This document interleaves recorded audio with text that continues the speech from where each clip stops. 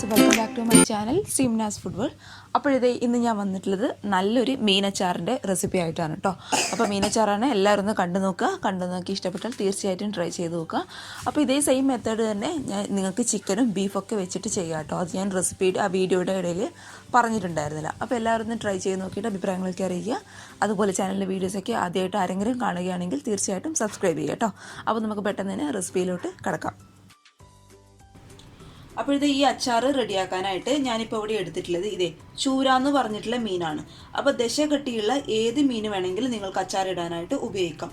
അപ്പോൾ 1 കിലോ ചൂര മീൻ ഞാനിവിടെ എടുത്തിട്ടുണ്ട്. അല്ലോ, ഈ ഒരു ഷേപ്പിലാണ് കട്ട് ചെയ്ത് എടുത്തിട്ടുള്ളത്. അപ്പോൾ അച്ചാറിൻ്റെ കഷ്ണങ്ങൾ കട്ട് ചെയ്യുമ്പോൾ ശ്രദ്ധിക്കാം, ഒരുപാട് വലിപ്പം കൂടി പോകാൻ പാടില്ല. അപ്പോഴേക്കും നമ്മുടെ ഗ്രേവിയൊക്കെ ഈ ഒരു പീസിൻ്റെ ഉള്ളിലേക്ക് പിടിച്ചു വരാൻ ഇച്ചിരി ബുദ്ധിമുട്ടായിരിക്കും. അതുകൊണ്ട് കുഞ്ഞു പീസായിട്ട് കട്ട് ചെയ്യാനായിട്ട് നോക്കാം. അപ്പോൾ 1 കിലോ ചൂര മീനാണ് നമ്മളിവിടെ എടുത്തിരിക്കുന്നത്. ഇനി നമുക്കിത് ആദ്യം ഒന്ന് മാരിനേറ്റ് ചെയ്ത് വെക്കണം. അപ്പോഴേക്കും നമ്മുടെ പീസിലോട്ടൊക്കെ എരിവും പുളിയും ഉപ്പൊക്കെ നന്നായിട്ട് പിടിച്ചോളും. അതിനായിട്ട് ഞാനിപ്പോൾ ഇവിടെ എടുത്തിട്ടുള്ളത് ഒരു 1/2 ടീസ്പൂൺ മഞ്ഞൾപ്പൊടിയാണ്. അത് നമുക്കിതിലോട്ട് ഇട്ട് കൊടുക്കാം. പിന്നെ ഞാനിവിടെ എടുത്തിട്ടുള്ളത് 1 ടീസ്പൂണോളം കുരുമുളക് പൊടി. പിന്നെ ഒരു 2 ടീസ്പൂണോളം എരിവുള്ള സാധാരണ മുളക് പൊടി കേട്ടോ. അത് 2 ടീസ്പൂൺ നിറയെ ഇട്ട് കൊടുക്കുന്നുണ്ട്. ഇനി ഒരു കളറിന് വേണ്ടിയിട്ട് 1 ടീസ്പൂൺ നിറയെ കാശ്മീരി മുളക് പൊടി ഇട്ട് കൊടുക്കാം.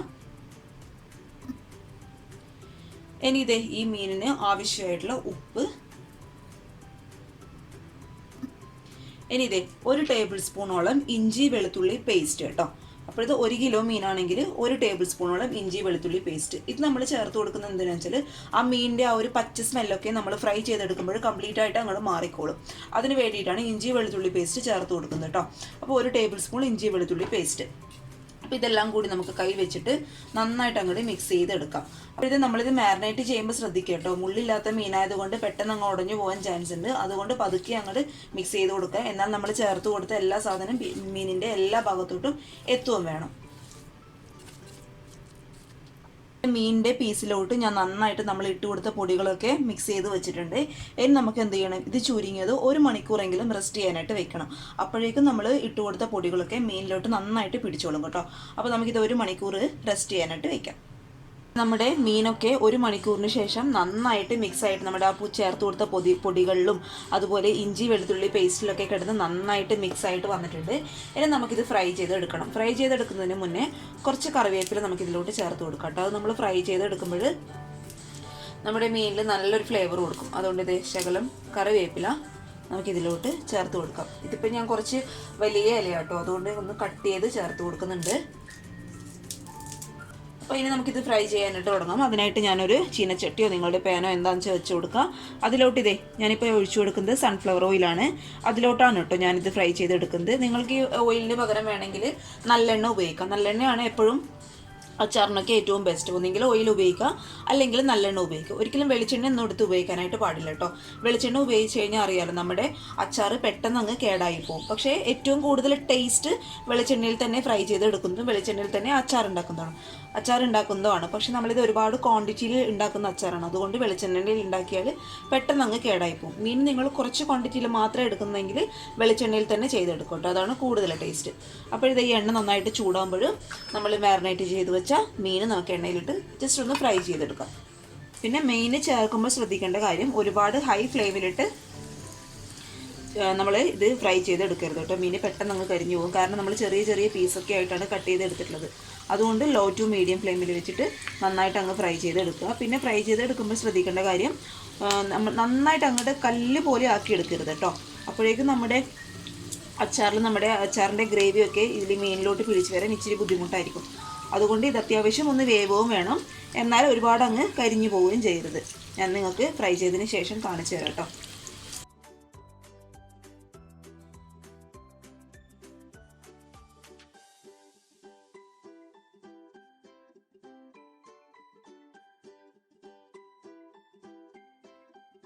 ഇത് നമ്മുടെ മീനൊക്കെ നന്നായിട്ട് ഫ്രൈ ആയിട്ട് വന്നിട്ടുണ്ട് കണ്ടോ. ഈ ഒരു രീതിയിൽ കിട്ടണം നമുക്ക് ഫ്രൈ ആയിട്ട്.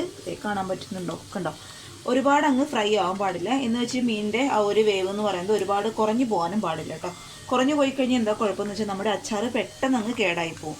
അതുകൊണ്ട് ഈ ഒരു രീതിയിൽ അങ്ങോട്ട് നന്നായിട്ട് ഫ്രൈ ചെയ്ത് എടുക്കുക കേട്ടോ. നമ്മുടെ മീൻ മുഴുവനായിട്ട് ഞാനിവിടെ ഫ്രൈ ചെയ്ത് എടുത്തിട്ടുണ്ട്. ഫ്രൈ ചെയ്തെടുക്കുമ്പോൾ ശ്രദ്ധിക്കുക, ഒരുപാട് അങ്ങ് ഫ്രൈ ചെയ്ത് കുറയാൻ പാടില്ല കേട്ടോ. കുറഞ്ഞു പോയി കഴിഞ്ഞാൽ നമ്മുടെ അച്ചാർ പെട്ടെന്ന് അങ്ങ് കേടായി പോകും. നമ്മൾ ഫ്രൈ ചെയ്തെടുക്കുമ്പോൾ ആ ഫ്രൈ ചെയ്തെടുക്കുന്ന പീസ് നല്ല മുരുമുര നല്ല ക്രിസ്പി ആയിട്ടിരിക്കണം കേട്ടോ. അതാണ് അതിൻ്റെ കറക്റ്റ് പരുവെന്ന് പറയുന്നത്. അപ്പോൾ നമുക്കിനി അച്ചാർ ഉണ്ടാക്കാനായിട്ട് തുടങ്ങാം. അതിനായിട്ട് ഇതേ ഞാനൊരു പാന് വെച്ച് കൊടുത്തിട്ടുണ്ട്. പാനായാലും ചീനച്ചട്ടി ആയാലും കുഴപ്പമില്ല. പിന്നെ നിങ്ങൾ ശ്രദ്ധിക്കേണ്ട കാര്യം, നമ്മൾ അച്ചാർ ഉണ്ടാക്കുമ്പോൾ നമ്മളത് ഉണ്ടാക്കാൻ ഉപയോഗിക്കുന്ന പാത്രവും അതുപോലെ ഇളക്കാൻ ഉപയോഗിക്കുന്ന സ്പൂണൊക്കെ നല്ല നീറ്റായിരിക്കണം കേട്ടോ. നീറ്റായിരിക്കണം എന്ന് വെച്ചാൽ ഒരു വെള്ളം പോലും ഉണ്ടാകാൻ പാടില്ല. വെള്ളം ഉണ്ടായിക്കഴിഞ്ഞാൽ നമ്മുടെ അച്ചാർ പെട്ടെന്ന് അങ്ങ് കേടായി പോകും. അപ്പോൾ ഇത് പാന് അത്യാവശ്യം ചൂടാകുന്ന സമയത്ത് ഞാനിപ്പോൾ ഇവിടെ അച്ചാറിനായിട്ട് ഉപയോഗിക്കുന്നത് നല്ലെണ്ണയാണ് കേട്ടോ. അപ്പോൾ നല്ലെണ്ണയ്ക്ക് പകരമായിട്ട് നമ്മൾ നേരത്തെ ഫ്രൈ ചെയ്യാൻ ഉപയോഗിച്ച സൺഫ്ലവർ ഓയിൽ വേണമെങ്കിൽ അത് ഉപയോഗിക്കാം. പക്ഷേ അച്ചാറിന് എപ്പോഴും ഒരു ടേസ്റ്റ് കൂടുതൽ കൊടുക്കുക നല്ലെണ്ണയാണ്. അപ്പോൾ എണ്ണ അത്യാവശ്യം ചൂടാവുന്ന സമയത്ത് ഒരു ടീസ്പൂണോളം കടുക് ഞാൻ ഇതിലോട്ട് ഇട്ട് കൊടുക്കുന്നുണ്ട്. കടുക് അത്യാവശ്യം ഒന്ന് പൊട്ടി വരുന്ന സമയത്ത് ഒരു 4-5 വറ്റൽമുളക് ഇതിലോട്ട് ഇട്ട് കൊടുക്കാം. ഇനി ഈ ഒരു സമയത്ത് തന്നെ വെളുത്തുള്ളി ചെറിയ ചെറിയ പീസായിട്ട് ഞാൻ കട്ട് ചെയ്ത് എടുത്തിട്ടുണ്ട്. ഇനി ഇങ്ങനെയുള്ള ഒരു 3 കുടം വെളുത്തുള്ളി ആട്ടോ ഞാൻ എടുത്തിട്ടുള്ളത്. അപ്പോൾ ഈ ഒരു സമയത്ത് തന്നെ നമുക്ക് ചെറുതായിട്ട് കട്ട് ചെയ്ത വെളുത്തുള്ളി ഇതിലോട്ട് ഇട്ടു. ഇനി ഈ ഒരു സമയത്ത് തന്നെ ചെറിയ ചെറിയ പീസാക്കി കട്ട് ചെയ്ത് ഇഞ്ചിയും കൂടി നമുക്ക് ഇതിലോട്ട് ചേർത്ത് കൊടുക്കാം. ഇപ്പോൾ ഇഞ്ചി എന്ന് പറയുമ്പോൾ കണ്ടോ, ഈ ഒരു സൈസുള്ള ഇഞ്ചിയുടെ ഒരു 2 പീസാട്ടോ ഞാൻ എടുത്തിട്ടുള്ളത്. അത് ചെറുതായിട്ട് കട്ട് ചെയ്തതാണ്. അതും നമുക്കിതിലോട്ട് ചേർത്ത് കൊടുക്കാം.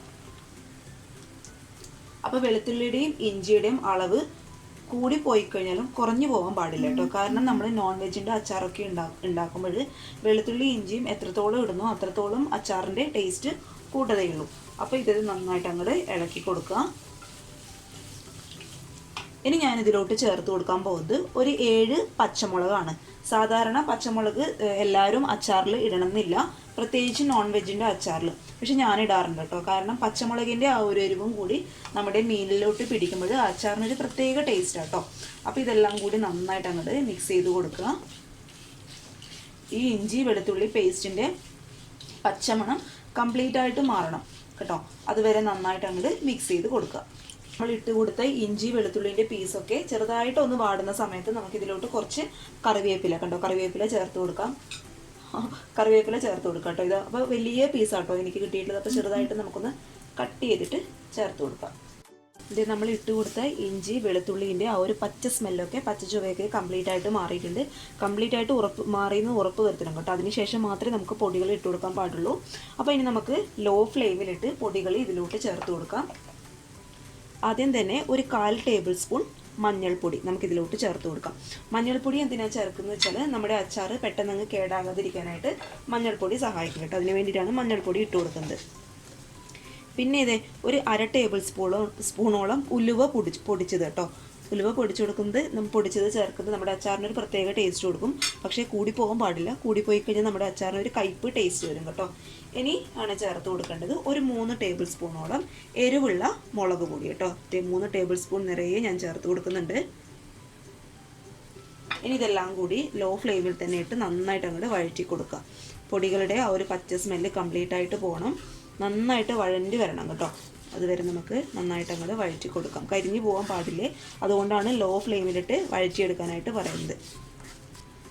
ഇനി ഇതിൻ്റെ കൂടെ തന്നെ ഒരു നുള്ളു കായത്തിൻ്റെ പൊടി കൂടി ഞാൻ ഇട്ട് കൊടുക്കുന്നുണ്ട് കേട്ടോ. ആ പൊടികൾ ഇട്ട ടൈമിൽ തന്നെ ചേർത്ത് കൊടുത്താൽ മതി. എൻ്റെ അടുത്ത് വിട്ടുപോയതാണ്. അപ്പോൾ ഒരു നുള്ളു കായത്തിൻ്റെ പൊടി കൂടി ഇട്ട് കൊടുത്തിട്ട് നന്നായിട്ട് അങ്ങോട്ട് വഴറ്റി കൊടുക്കുക.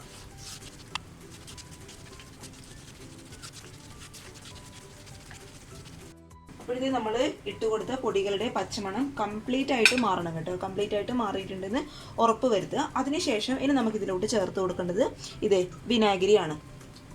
അപ്പോൾ ചിലർ ഈ മീനച്ചാറ് വിനാഗിരി ഇട്ട് മാത്രം റെഡിയാക്കി എടുക്കുന്നവരുണ്ട്. അപ്പോൾ അങ്ങനെ ഉണ്ടാകുമ്പോൾ എന്താ കുഴപ്പമെന്ന് വെച്ചാൽ നമ്മുടെ അച്ചാറ് നല്ലൊരു പുളിപ്പ് ഉണ്ടാകും കേട്ടോ. നല്ല പുളിപ്പായിരിക്കും. അപ്പോൾ പുളിപ്പ് ഇഷ്ടമുള്ളവർ വിനാഗിരി മാത്രം ഉപയോഗിച്ചിട്ട് അച്ചാറ് റെഡിയാക്കി എടുത്തോളൂ കേട്ടോ. ഞാനിപ്പം അതിന് പകരമായിട്ട് വിനാഗിരിയും കുറച്ച് വെള്ളവും കൂടി ആഡ് ചെയ്തിട്ടാണ് ഈ അച്ചാറ് റെഡിയാക്കി എടുക്കാനായിട്ട് പോകുന്നത്. അപ്പോഴിതേ ഈ ഒരു ബൗളിൽ നിറയെ വിനാഗിരി നമുക്കിതിലോട്ട് ഒഴിച്ചു കൊടുക്കാം. അതായത് നമ്മുടെ പൊടികളുടെ പച്ചമണം കംപ്ലീറ്റ് ആയിട്ട് മാറിയിട്ടുണ്ട് എന്ന് ഉറപ്പ് വരുത്തിയതിന് ശേഷം മാത്രം. ഓക്കെ, അപ്പോൾ ഒരു ബൗൾ നിറയെ ഞാൻ ഇതിലോട്ട് ഒഴിച്ചു കൊടുക്കുകയാണ്. ഇനി ഇതേ ഇതിൻ്റെ കൂടെ തന്നെ സെയിം ബൗളിൽ തന്നെ ഇത് ഇളം ചൂടുള്ള വെള്ളം, അതായത് സാധാരണ വെള്ളം കേട്ടോ, അതും നമുക്ക് ഇതിലോട്ട് ഒഴിച്ചു കൊടുക്കാം. ഒരിക്കലും തണുത്ത വെള്ളം, അതായത് പച്ചവെള്ളം എടുത്ത് ഉപയോഗിക്കാനായിട്ട് പാടില്ല. നമ്മുടെ അച്ചാർ പെട്ടെന്ന് അങ്ങ് കേടായി പോകും. അപ്പോൾ ഞാൻ വെള്ളം ഒഴിക്കുമ്പോൾ ചിലരുടെ മനസ്സിൽ സംശയം ഉണ്ടാകും, ഈ അച്ചാർ വെള്ളം ഒഴിച്ച് കഴിഞ്ഞാൽ കേടായി പോകത്തില്ലേ? കേടായി പോവില്ല. ഇതൊരു 5 മിനിറ്റ് 10 മിനിറ്റ് നന്നായിട്ട് നമുക്കങ്ങ് തിളപ്പിച്ചെടുക്കണം. അങ്ങനെ ചെയ്യുമ്പോൾ നമ്മുടെ അച്ചാർ ഒരിക്കലും കേടായി പോകില്ല കേട്ടോ. അപ്പോൾ ഇതൊരു 5 മിനിറ്റ് 10 മിനിറ്റ് നന്നായി തിളക്കട്ടെ. അപ്പം വെള്ളം ചേർക്കാൻ താല്പര്യം ഇല്ലാത്തവർ ഇതേ സെയിം ബൗളിൽ 2 ബൗൾ വിനാഗിരി ചേർത്ത് കൊടുക്കുക കേട്ടോ. അപ്പോൾ നമ്മുടെ അച്ചാർ നല്ല പുളിപ്പായിരിക്കും. ഇനി നമുക്ക് എന്ത് ചെയ്യണം? ഇതിനാവശ്യമായിട്ടുള്ള ഉപ്പ്, അച്ചാറിന് ആവശ്യമായിട്ടുള്ള ഉപ്പ് നമുക്ക് ഇട്ട് കൊടുക്കാം. അത്യാവശ്യം ഉപ്പ് വേണം കേട്ടോ, എങ്കിലേ പീസിലോട്ടൊക്കെ ഒന്നുകൂടി ഉപ്പും പുളിപ്പും ഒക്കെ പിടിക്കും. എന്നിട്ടിത് നമുക്ക് നന്നായിട്ടൊന്ന് തിളപ്പിച്ചെടുക്കാം. നമ്മൾ ഒഴിച്ചു കൊടുത്ത ആ ഗ്രേവി തിളക്കാൻ തുടങ്ങിയിട്ട് ഏകദേശം ഒരു 5-10 മിനിറ്റ് ആയിട്ടുണ്ട്. നമ്മൾ ഇത് നന്നായിട്ട് തിളപ്പിക്കണം കേട്ടോ. തിളച്ചില്ലെങ്കിൽ നമ്മുടെ അച്ചാർ പെട്ടെന്ന് അങ്ങ് കേടായി പോകും. പിന്നെ ആ വിനാഗിരിയുടെ പച്ചക്കുത്തലൊക്കെ കംപ്ലീറ്റ് ആയിട്ട് മാറിയെന്ന് ഉറപ്പ് വരുത്തും കേട്ടോ. അതിനുശേഷം നമുക്ക് പീസ് ഇതിലോട്ട് ഇട്ട് കൊടുക്കാം. പിന്നെ പീസ് ഇതിലോട്ട് ഇട്ട് കൊടുക്കുന്നതിന് മുന്നേ ഈ ഗ്രേവിയുടെ ടേസ്റ്റ് ഒന്ന് നോക്കുക കേട്ടോ. ഉപ്പും പുളിപ്പും ഒന്ന് മുന്നിട്ട് നിൽക്കണം. അപ്പോഴേ പീസിന് കറക്റ്റായിട്ട് ഉപ്പും മുളകും ഉപ്പും പുളിപ്പും പിടിക്കത്തുള്ളൂ. അപ്പോൾ നമുക്കിനി പീസ് ഇതിലോട്ട് ഇട്ട് കൊടുക്കാം. കംപ്ലീറ്റ് ആയിട്ട് ഇട്ട് കൊടുക്കുക. ഞാൻ സ്റ്റൗ ഓഫ് ചെയ്തിട്ടില്ല കേട്ടോ, ലോ ഫ്ലെയിമിലാണ് കിടക്കുന്നത്. എന്നിട്ടിതേ ഈ ഗ്രേവി നന്നായിട്ട് അങ്ങോട്ട് പീസിലോട്ട് എത്തുന്ന വിധത്തിൽ മിക്സ് ചെയ്ത് കൊടുക്കുക.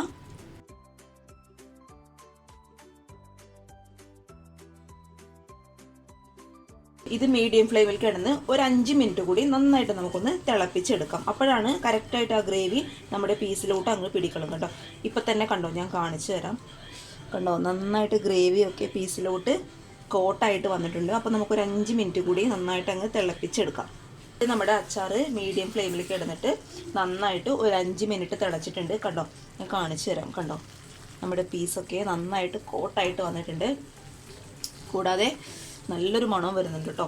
നിങ്ങൾക്ക് എല്ലാവർക്കും വായിൽ നിന്ന് വെള്ളം വരുന്നുണ്ടെന്ന് എനിക്കറിയാം, എനിക്കും ഉണ്ട്. അപ്പോൾ നമുക്ക് നാളെ വരുന്ന കാത്തു നിൽക്കാം കേട്ടോ. ഇതിപ്പോൾ ഇതിൽ നിന്ന് മാറ്റി കൊടുക്കണ്ട. നമുക്ക് നാളെ നന്നായിട്ട് പീസിലൊക്കെ ഒന്ന് ഗ്രേവി കോട്ടായതിന് ശേഷം മാത്രം മാറ്റി കൊടുക്കാം. നമ്മൾ അച്ചാർ ഇട്ട് വെച്ചിട്ട് ഏകദേശം 20 മണിക്കൂർ ആയിട്ടുണ്ട് കേട്ടോ.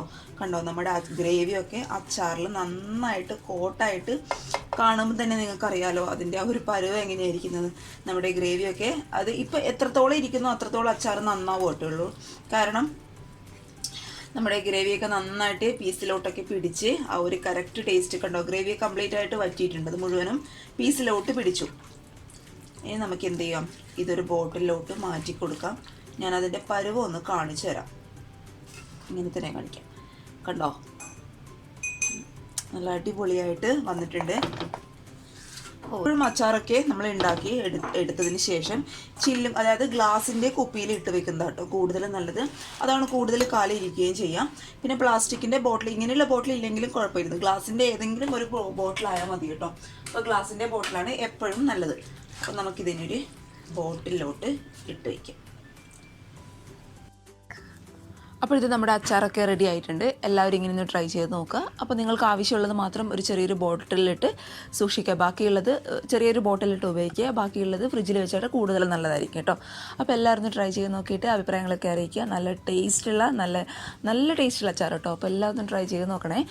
പിന്നെ എല്ലാം ഒന്ന് ശ്രദ്ധിച്ചേക്കുക, അളവുകളും കാര്യങ്ങളൊക്കെ നിങ്ങൾ ശ്രദ്ധിച്ചേക്കുക. അപ്പോൾ എല്ലാവർക്കും ഇഷ്ടമായെന്ന് വിചാരിക്കുന്നു. ഇഷ്ടമാണെങ്കിൽ തീർച്ചയായിട്ടും സബ്സ്ക്രൈബ് ചെയ്യുക. പിന്നെ ലൈക്ക് ചെയ്യരുത് പോകരുത് കേട്ടോ. പിന്നെ ഷെയറും കൂടി ചെയ്തേക്കുക. അപ്പോൾ നാളെ ഒരു നല്ല വീഡിയോ ആയിട്ട് കാണും വരെ thank you for watching Signas food world. By.